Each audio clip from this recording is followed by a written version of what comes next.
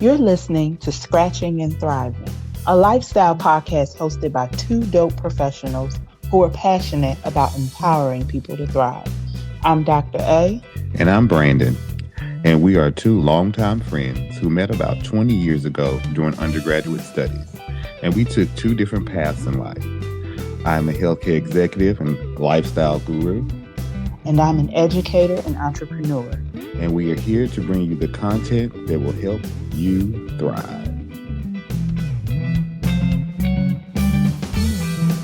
Good day, Thrivers. It's your two favorite hosts here, Dr. A and Brandon. How are you, Brandon? I'm well. Good day, Thrivers. Hope you all have had a good week thus far. Yes. It's been a tough week, but a good week. A lot going on, a lot of things that are unsettling, but nonetheless, still a good week. Yeah, because I know the Rona is down here kicking everybody behind in the good Florida.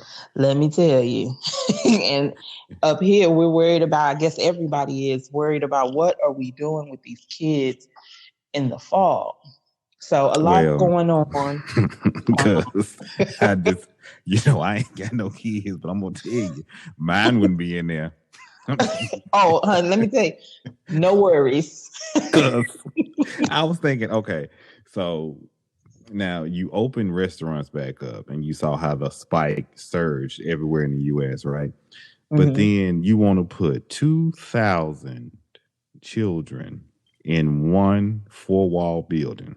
And you telling me that we got to sit 50% capacity in the restaurant because you don't want us 6 feet within each other, but you trying to cram 2,000 children in a building. And anywhere where you have groups of children, that is like an incubator for germs. You better say it. Because what you don't realize is when Corona first came out, they were saying that the original strain did not affect children, but they were carriers. They were vectors. Right. So they originally, because, as the virus grows and spreads and mutates. Mm-hmm. So the original form of the virus, it didn't go for your kids, but they were vectors. They were transporters of the virus from person to person. So you finna put 2,000 vectors in one building. Right. Okay. I just want to throw it out there. Right. And then you want to come home to your house. Thank you. Well, that's not actually what we're talking about today. However, we do need to revisit that topic in more detail. Yes. So Thrive is more to come on that one. Right. What we're actually doing today is a follow-up conversation to a previous episode where we talked a lot about what does it mean to be successful? What does that look like? What's important? What are some steps? What are some things that you should consider? We got a lot of feedback on that episode regarding more information about some of the specific recommendations that we made. So one that really jumped out to us was the goal setting piece. And so today we're going to talk a lot about what our process is for goal setting, what we consider important as a part of that process, and just kind of give you guys some tips as to how you can set goals and actually achieve those goals and thrive, even in uncertain times. Right. So the first step in setting the goals is defining what the goal is or which goal you want to try to go for, right? We have decided there are three different types of goals. So according to Adriene and Brandon, there are three different types of goals. Mm-hmm. One is short term, which is 4 to 8 weeks, like 1 to 2 months, like that little, I want to lose 5 pounds or I want to save $250 to put down on something, right? So that's your short term.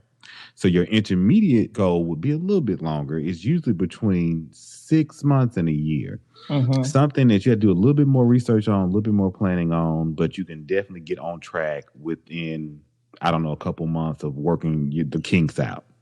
But then your long-term goal, which is, my favorite question in a job interview is, what is your long-term goal? So I say long-term meaning 3 to 5 years.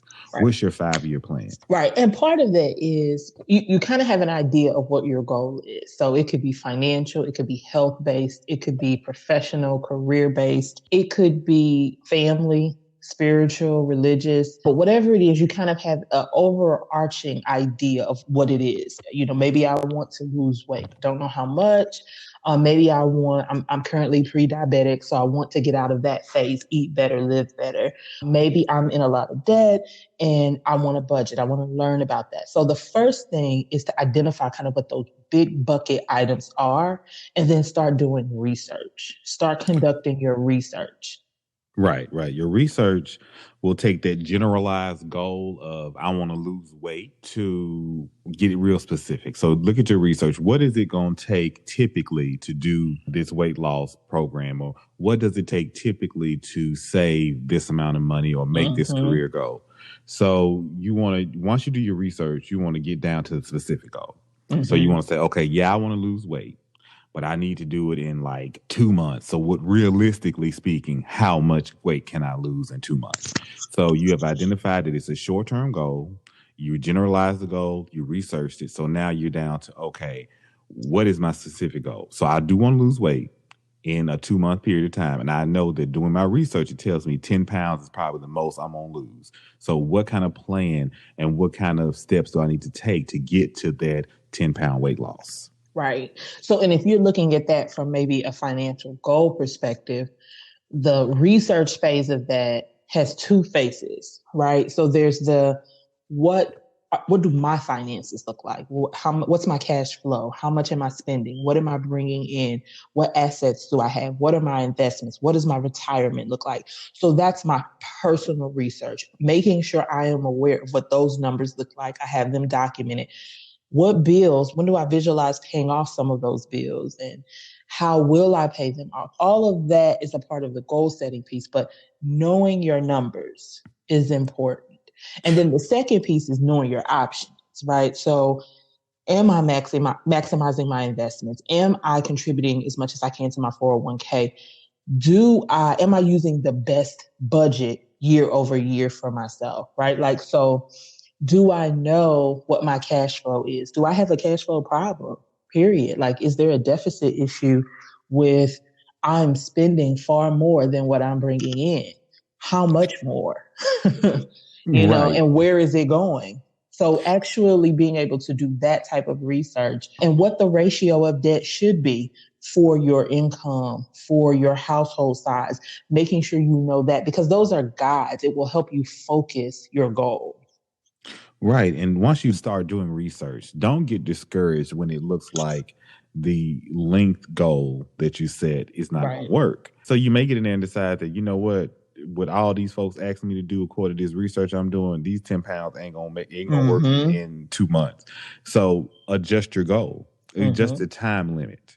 Don't stress. I mean, nothing happens overnight. It does take time to work through everything. Just for example, our generation likes to have instant gratification. And in my role, I do a lot of hiring of nurse leaders and a lot of staff nurse mentoring and things like that. And they come out of school and they think they spend a year on the floor, then they're gonna be somebody's manager. Well, no. You first of all research the job role you're trying to go into. Grab somebody's job description, look at it. What are they expecting you to perform in that job? What certifications are they looking for? What kind of education are they looking for? Find out what they want you to have to be in that role. Once you identify that, then you make a plan, and it's probably going to be more of a long-term goal setting plan, like 3 to 5 years to get to the next level. So people go in thinking, okay, I got this master's degree and I've been a nurse for a year, then I'm going to be somebody's director. Negative. You need to spend some time going through some trials and tribulations to get to where you need. You need to be able to tell a story to get to where you're going.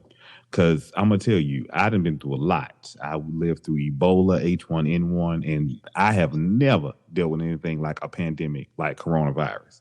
So, yeah, I've had a lot of experience. I've been doing nursing greater than 15 years, and I am still leaning on research, evidence-based practice, and other people's experiences to help guide me through the role that I'm already in. I'm pretty high up on the food chain right now, but I didn't start here. So but you said something that I think is really important, and that's the piece of looking at other people's experiences. Absolutely. Find people who are doing, it may not be exactly what it is that you want to do from a career perspective, but it's close. And figure out what their path was. It may not have been a straight path. It may have been the off beaten path where maybe they started in one career and ended up here by happenstance. Right. Maybe they changed careers as they got older, but find people who are doing what you're doing and look at what their trajectory is. You don't want to, mimic per se what they're doing, but you can learn from their experience. Right. And you don't want to pinhole yourself into one thing either. Because I got some friends who were CPA accountants before they became physicians. Mm-hmm. And had they just let it stop there, they would be miserable. Now, yeah, they made good money, but are you happy in what you do? Because one thing about it is money comes after enjoyment. If you enjoy what you do, the money will come, regardless of what field you're in. Now, people think you get into healthcare and you're gonna make a whole lot of money. Yeah, you make good money, but you're not getting rich. I mean, how much can you pay me for saving someone's life? You really can't. There's no value, monetary value you can put on that. So you have to do it not to get rich, but to enjoy it. So set your goals around things that you would love, like you enjoy doing, because it makes the whole process of getting from one point to the next much easier. So the first step is research. Make sure you have the information, whether it's know your numbers, know what your options are, but research whatever it is you say your goal is. The second step is to refine it. After you've done your research, refine it. It was very general at first. Now you, based off of your research, refine exactly what it is you want to do. So I said I wanted to lose weight. Now I can say I want to lose 30 pounds by this date, and here's what I'm going to do it. So that third step is to sort of map it out. Right. Map it out. And don't get discouraged along the way, because, I mean, you can put a lot of plans in place, but we don't make the ultimate plan. We all know that. So just be open-minded. So, for example, I got into nursing and I wanted to do trauma. I did trauma. It was good. But at some point in time, you get tired of running up down the concrete hallways all night and all day long. So you want to do something different. I've done corrections. I've done recovery room. I've done ICU. I've done a lot of different things. And I thought at one point I want to be a chief nursing officer. Now, serving in the assistant nursing officer role, I can tell you that might not be what I want to do. Don't tell nobody. But I like house operations. I like the way to see things work. I like to see how things flow. I like to put a process in place and see what the outcome looks like and make that affect the overall stay for the patient. So I'm more of a COO than I am a CNO, just by my thought process, right? Nothing against CNOs. I have one that is fantastic. I love working with him. I just don't want his job. So the 3 R's, right? Research, revise, and create that roadmap. That is what you should do. Our recommendations for goal setting. Right. Now let me ask you this though. Uh-huh. People will say, "Oh, I can't do that because I'm just not in a place. I'm not ready to go ahead and set out a plan. Some stuff I have to get done before I set these goals," right? Mm-hmm. And that has always been baffling to me, because that's the whole purpose of setting goals, right? Is to get this focus. Well, so I'm going to give you a little tidbit that my nurse mentor says to me a lot.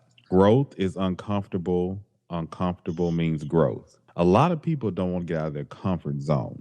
But once you step out of that comfort zone, you begin to grow.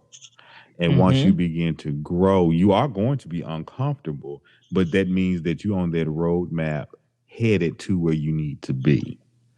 So if you're not uncomfortable and it's not a challenge to you, then you're not headed in the right direction.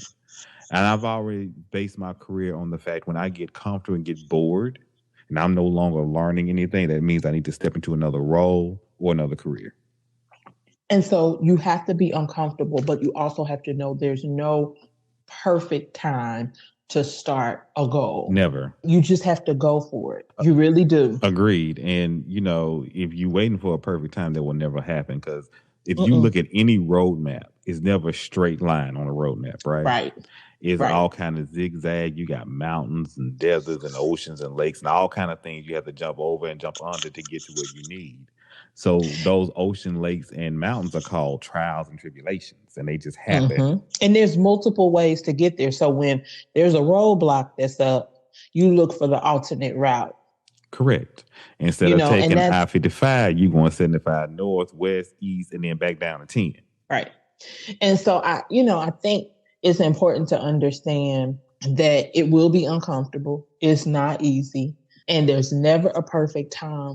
And I'm a firm believer in, there are 3 things you really do keep secret. That's your money, your love life, amen, and what your moves are. Right. Move in silence. That's right. And you want to know why you move in silence? Because everybody do not have your best interests at heart.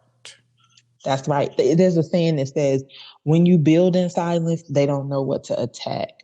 And so you have to keep in mind, everybody can't support your vision because they can't see it. It's your vision.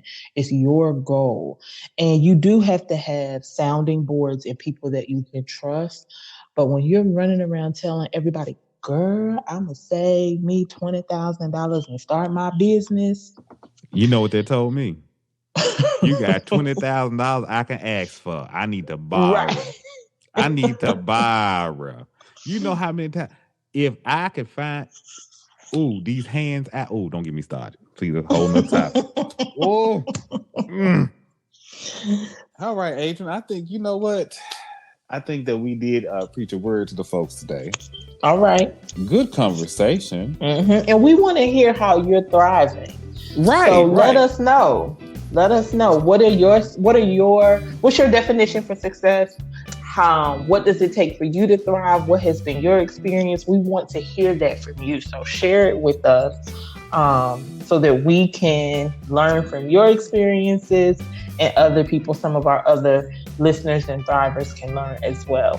Right. And look us up on Instagram, Facebook, and send us emails because we do want to hear your success stories. And we also want to hear those things that you may be struggling with because, we may be young, but we've been through a whole lot of trials and tribulations that we can tell you how to overcome some of these humps. I'm just telling you.